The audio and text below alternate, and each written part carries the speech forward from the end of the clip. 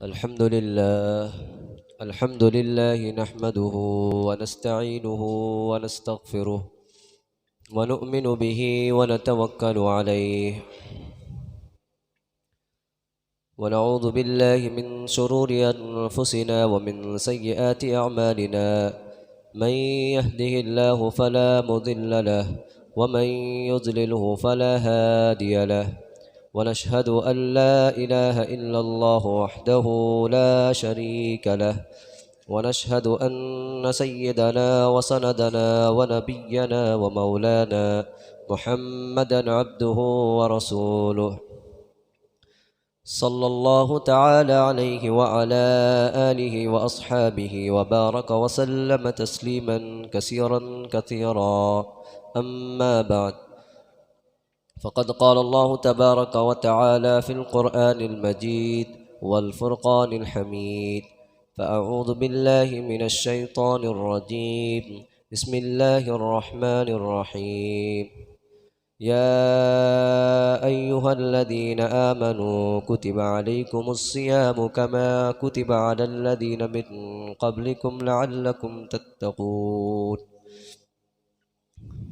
صدق الله العظيم وصدق رسوله النبي الأمين الكريم ونحن على ذلك من الشاهدين والشاكرين والحمد لله رب العالمين। मोहतरम सामईन किराम, पर्दानशी उम्मत मुस्लिमा, अज़ीज़ दोस्तों, भाइयों, ये महीना रमज़ानुल मुबारक का मुक़द्दस महीना है।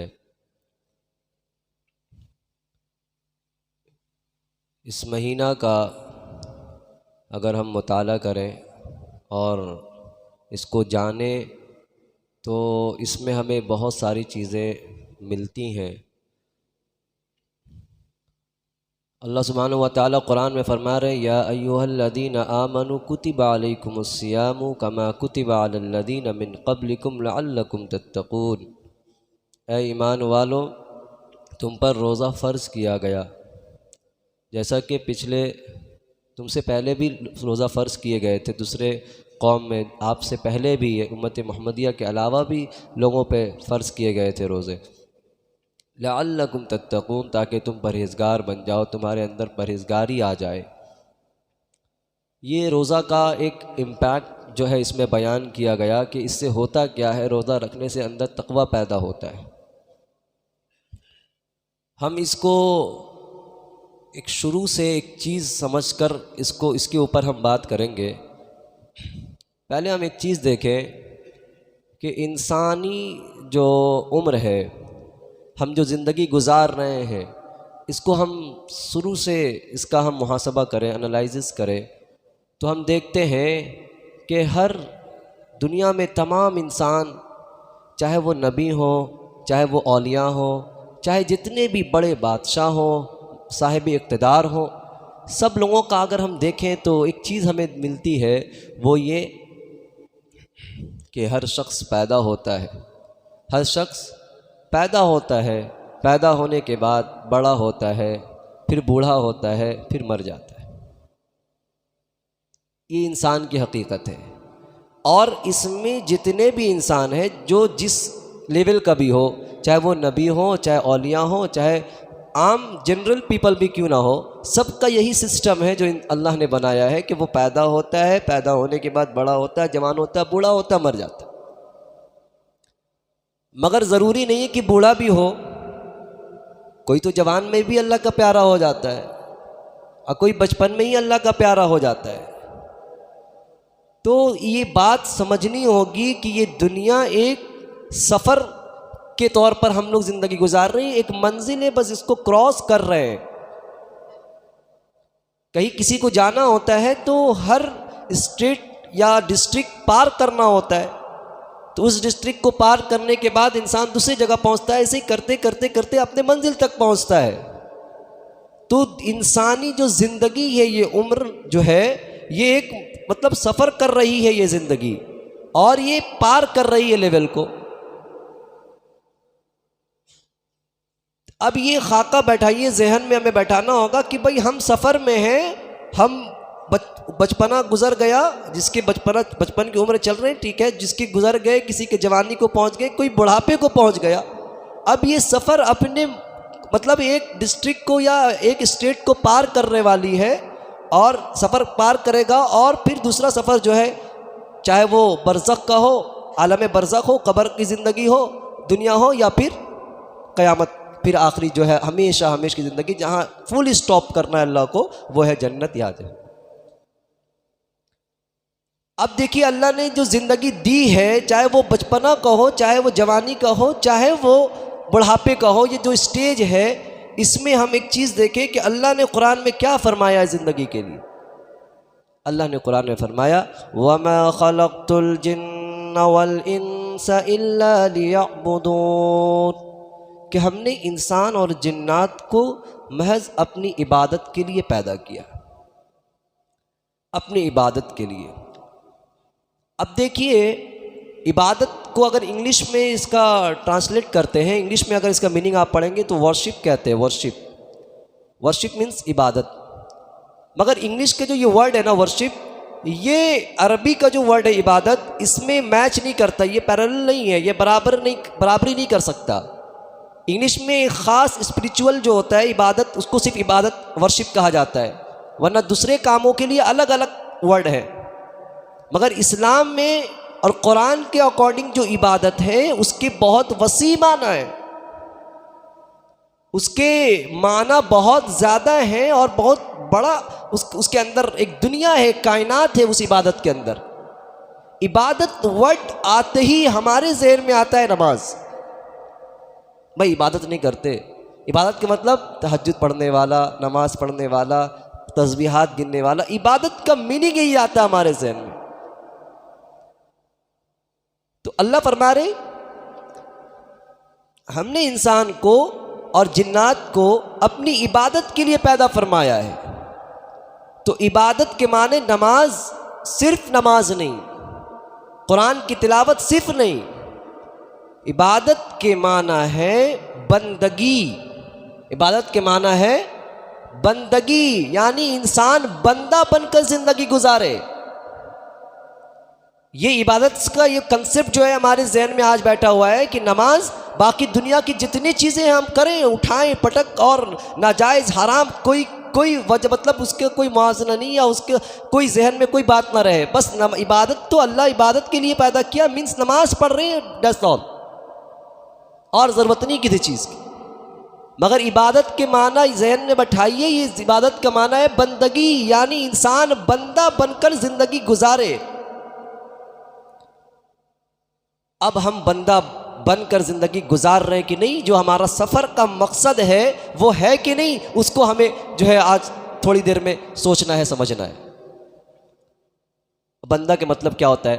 बंदा का मतलब होता है ग़ुलाम। जो स्लेव होते हैं, जो सिपाही होते हैं, उनको जो जिस काम पर रख दिया जाए उस काम को वो करने लगते हैं, और उसमें उसका कोई लॉजिक नहीं होता है। मिसाल के तौर पर किसी के घर में कोई सर्वेंट होता है, किसी काम पे रखता है, कोई कारखाने में रखता है, कोई दुकानों पे रखता है, कोई अपने ऑफिस में रखता है। हर काम में अलग अलग लोग सर्वेंट को हायर करते हैं, मगर उसका काम महदूद होता है। वो ऑफिस के काम के लिए होता है तो ऑफिस का काम करेगा, आप उसको ये काम नहीं कर सकते जाओ घर के झाड़ू दो, घर में घर का बाजार लेकर आओ, वो करेगा भी नहीं, वो नहीं करेगा।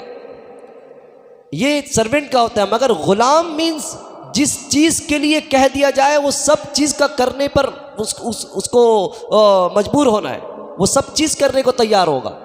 तो हम एज अ गुलाम हैं, यानी अल्लाह ने जितने काम हमको करने को कहा है हमें करना है, उसमें लॉजिक नहीं देखना कि ये रोज़ा क्यों है, ये नमाज पढ़ने को क्यों कहा गया, हज करने को क्यों कहा गया, झूठ बोलने से मना क्यों किया गया, गीबत करने से मना क्यों किया गया, बहुत सारी चीज़ें हैं, मना क्यों किया गया, इसमें लॉजिक जो ढूंढते हैं। एक अदना सा गुलाम जो सर्वेंट हम लोग रखते हैं, अगर आप उसको ये कह दें कि जाओ फला बाज़ार से ये सामान लेकर आओ, और वो आपसे कह दे कि साहब ये सामान क्यों मंगा रहे हैं, क्या वजह है, आप भी इंसान है, वो भी इंसान है, इंसान की बात, इस चीज़ को अगर वो बर्दाश्त नहीं करेगा कि तुम्हें मैंने रखा है सामान लाने के लिए, चाहे मैं 1 किलो मंगाऊँ चाहे 10 किलो मंगाऊँ, तुमको इसमें बोलने की कोई ज़रूरत नहीं है कि आप 10 क्यों मंगा रहे हैं। मुझे लॉजिक समझाइए, मुझे बात तो समझाइए, आप 10 क्यों मंगा रहे हैं। आपके घर में तो 2 आदमी है, 3 आदमी है, आप गुस्सा होंगे खामा दूसरे दिन उसको निकाल देंगे, भाई तो फालतू सवाल करता है।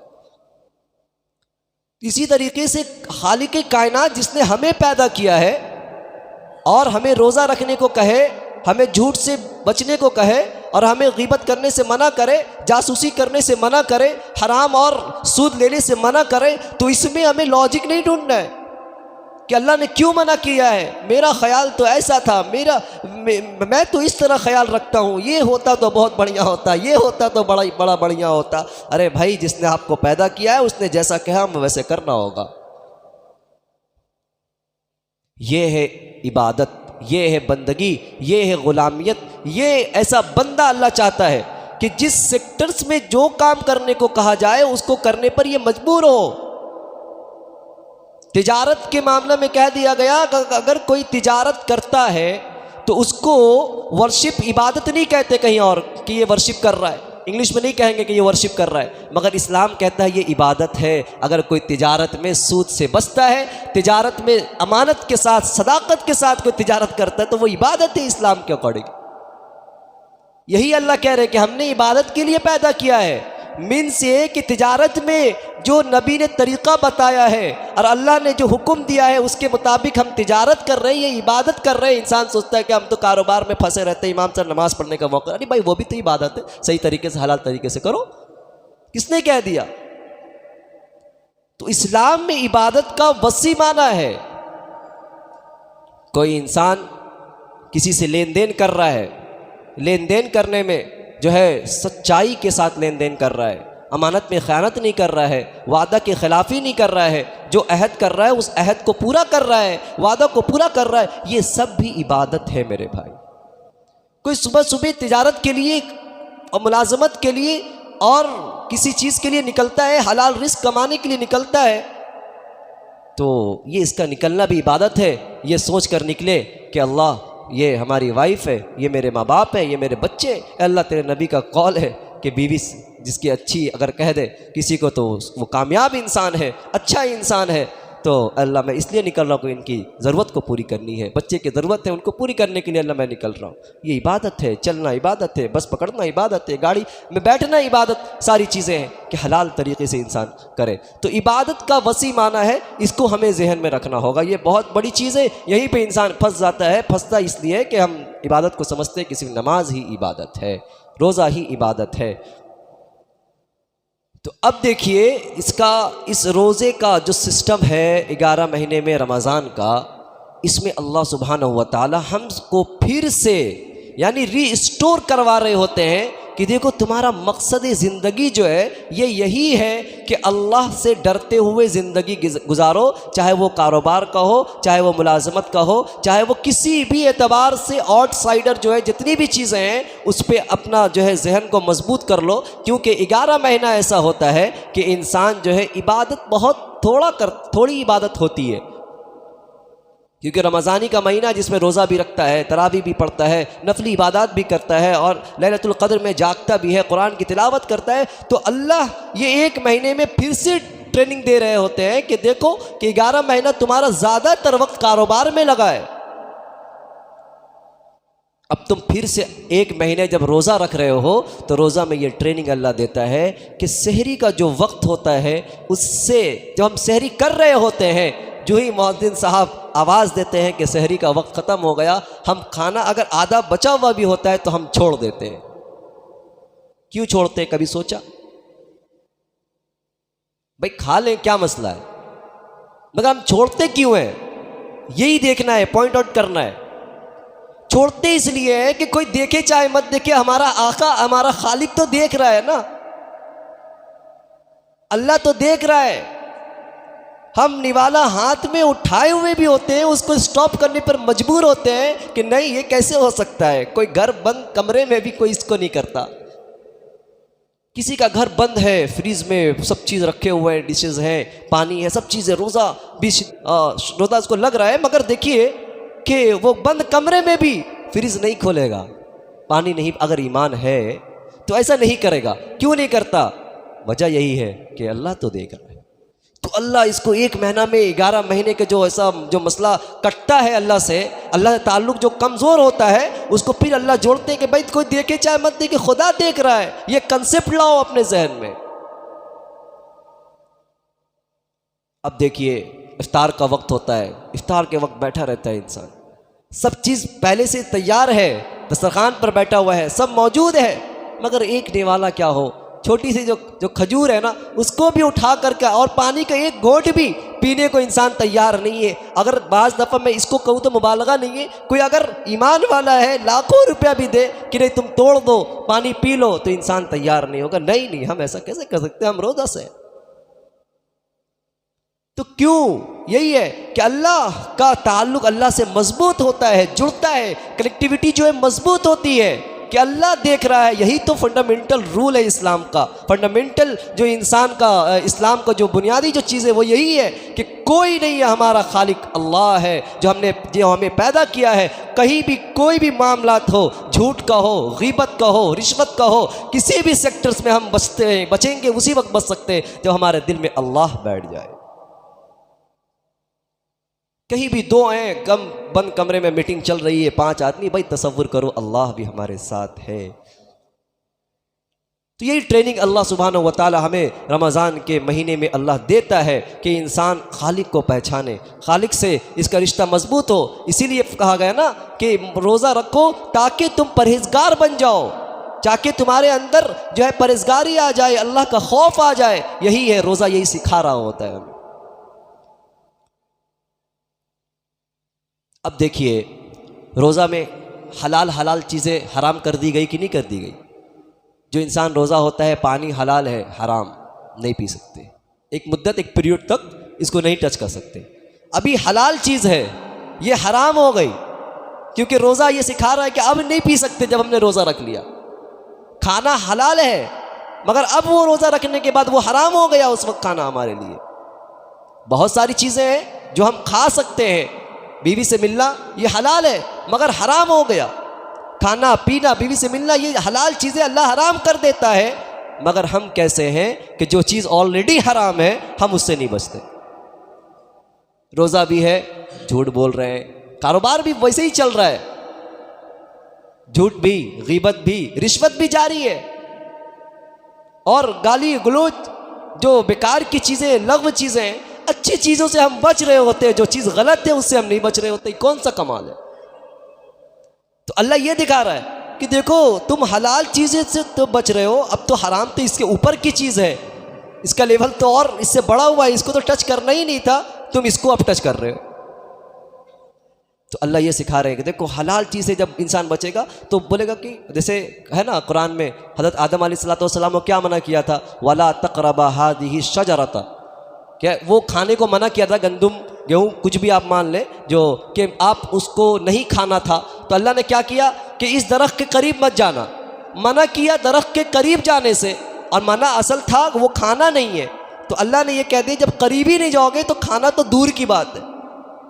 तो वही सिखा रहे कि हलाल चीज़ से जब इंसान बचने की सलाहियत इसके अंदर आ गई कि एक हलाल चीज़ अल्लाह ने मना किया तो हम रुक गए, तो हराम तो दूर की चीज़ है। तो ये अल्लाह हमें सिखा रहे हैं इस महीने के अंदर, मगर यही है कि इंसान इसको बाकी रखे।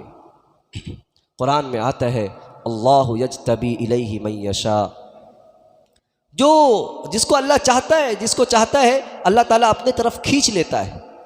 अल्लाह अपने तरफ खींच लेता है, मगर यूं ही नहीं खींचता। खींचने के लिए हमें चाहिए कि हम खुद अल्लाह की तरफ रुजू करें, सिद्क दिल से ये चाहे कि अल्लाह जो हुआ सो हुआ, अब जो होगा वो आपके मन के मुताबिक और आपके मंशा के मुताबिक हमारी ज़िंदगी अब गुजरेगी। एक साहब है अल्लाह के वली, उन्होंने इसका तर्जमा ये किया है कि अल्लाहु यज्तबी इलैहि मन यशा का मतलब ये कर किया है कि जो शख्स खुद खिंचवाना चाहे अल्लाह उसको खींचता है, अल्लाह जिसको चाहता है उसको नहीं खींचता। मतलब ये जो चाहे कि मुझे अल्लाह खींच ले, अल्लाह उसको खींचता है।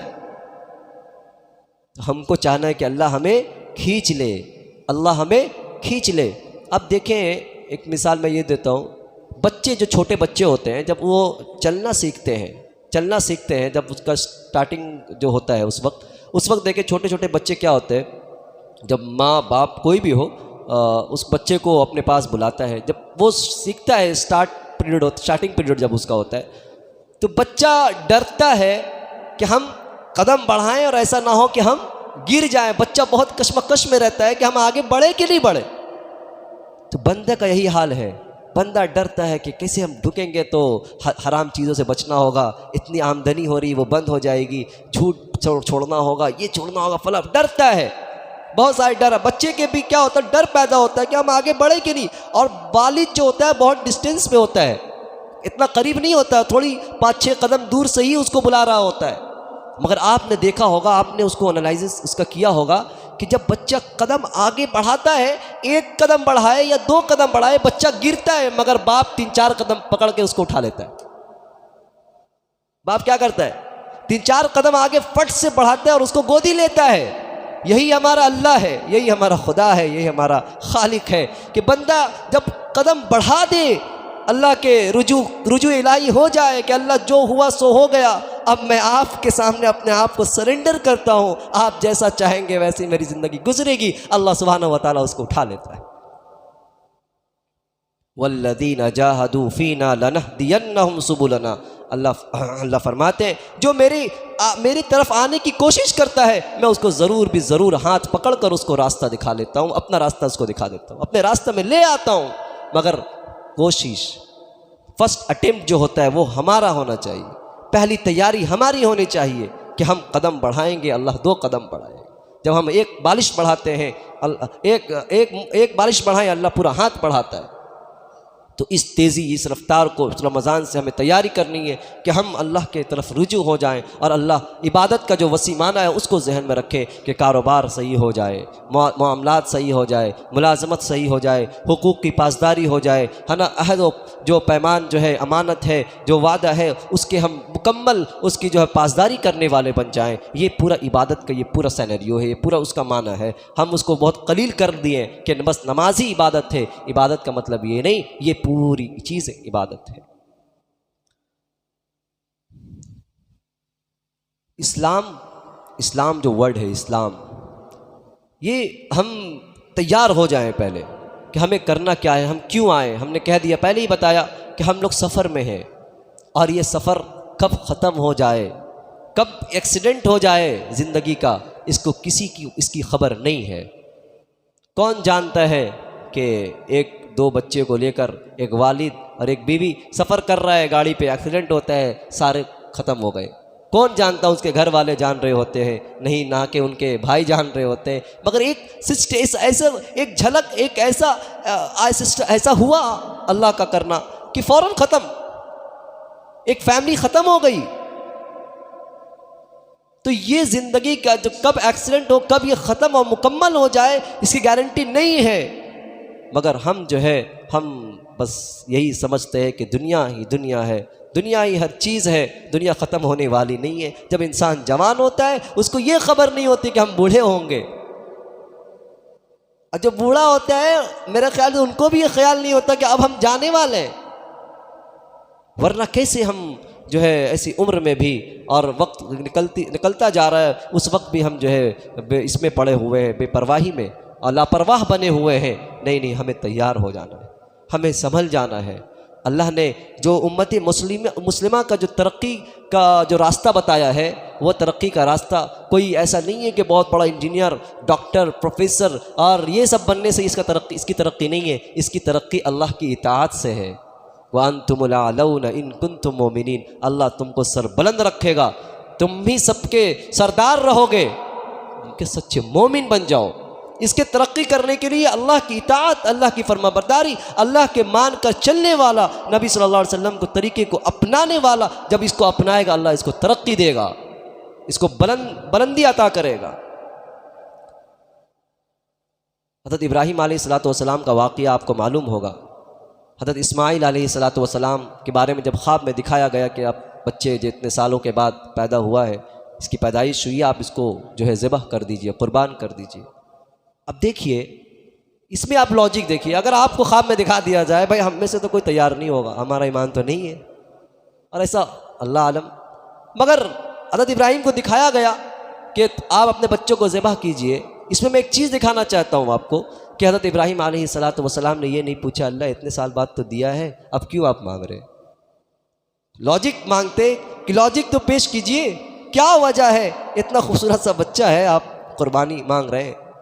हज़रत इब्राहीम अलैहिस्सलातु वस्सलाम ने ये नहीं कहा, बस अपने बच्चे से कहा फंजुर मादा तरा, कि हमने ये ख्वाब देखा है कि मैं तुझे ये कर रहा हूँ। बच्चा भी वैसे ही हज़रत इब्राहीम अलैहिस्सलातु वस्सलाम का औलाद, जिसके नस्ल से हज़रत हमारे आका जनाब मोहम्मद रसूलुल्लाह सल्लल्लाहु अलैहि वसल्लम को आना है, वो बच्चा कह रहा है क़ाल या अबति फ़अल मा तुअमर, ए वालिद साहब आप कर गुजरिए, जिसका हुक्म दिया वो कर लीजिए, सोचिए नहीं। सतजिदुनी इंशाअल्लाहु मिनस्साबिरीन, आप इंशाअल्लाह मुझे सब्र करने वालों में से पाएंगे। जब उन लोगों ने कर लिया तो अल्लाह ने कहा फलम्मा अस्लमा, कि उन दोनों ने सरेंडर कर दिया।